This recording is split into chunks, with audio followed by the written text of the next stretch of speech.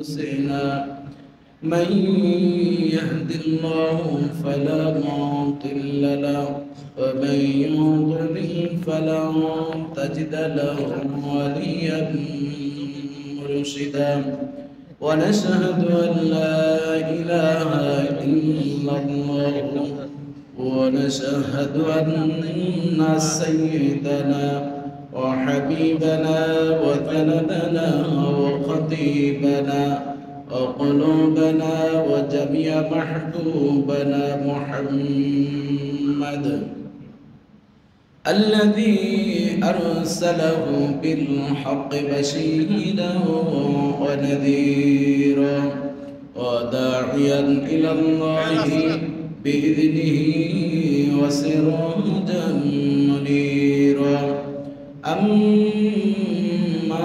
بعد فقد قال الله تعالى في كلامه المجيد وفرقانه الحميد আসুন হাঁটাচলা বন্ধ করে নীরবতা বজায় রেখে সকলেই পবিত্র কোরআন কারীম থেকে মুহাব্বতের সাথে তেলাওয়াত করি আউযু বিল্লাহি মিনাশ শাইতানির রাজীম বিসমিল্লাহির রহমানির রহিম ইন্না أرسلناه في ليلة مباركة إنا كنا منذرين